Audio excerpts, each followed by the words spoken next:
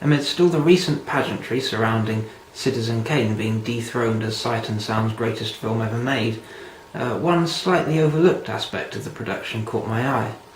Not the much revisited enigma surrounding the whispered word "rosebud" and what it might signify, or indeed what in the real world might have inspired it. Well, actually yes, the fact that Orson Welles himself credited the device to his collaborator Herman Mankiewicz and insisted that he himself was not too keen about it, and that he and Mankiewicz did everything they could to take the mickey out of it.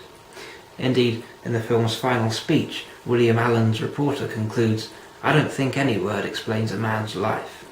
And yet the film has been distilled to a word, a situation I'm afraid I'm not about to rectify. It's a word, an object, it's a sled, a MacGuffin, a shorthand, and a piece of film memorabilia to be auctioned off and snapped up to demonstrate one's vast cultural capital and even more vast capital. It's a tangible, visible, vocally imitable artifact that lingers long after the performances, the script, and the cinematography have all departed the mind.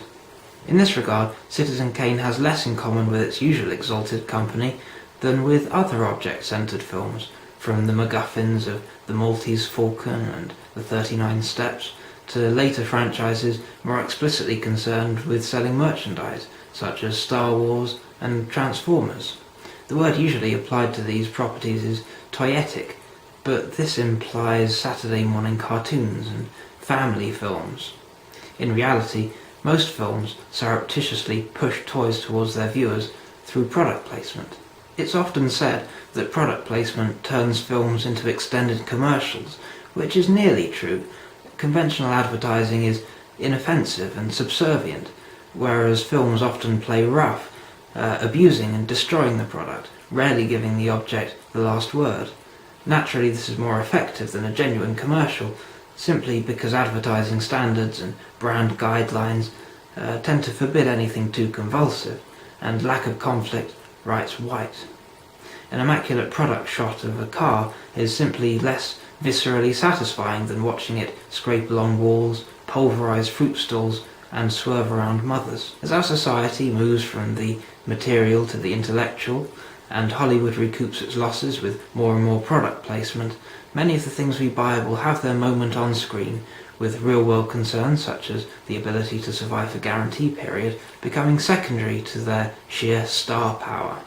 After all, the more durable an object, the longer it spends pining for the days when a frustrated realtor smashed it against the wall, or Q replaced its innards with a satellite tracking device, and then James Bond smashed it against a wall. Even on a larger scale, buildings destroyed on screen tend to have long afterlives of association. Try to picture the White House without the mothership from Independence Day pumping it full of laser. And in the real world, the most recognizable images of St. Paul's Cathedral and the World Trade Center are respectively of the one rising above the confusion of the Blitz, and the other fatally punctured and pouring out smoke. Whilst architects strive to build high as heaven and seamless as Christ's robe, it's the reminders of their buildings' materiality and mortality that impress on the mind. Whatever contingencies designers and architects plan for, their creations achieve true apotheosis only through destruction. Would Citizen Kane be as potent had the sled not been consigned to the fireplace? Possibly.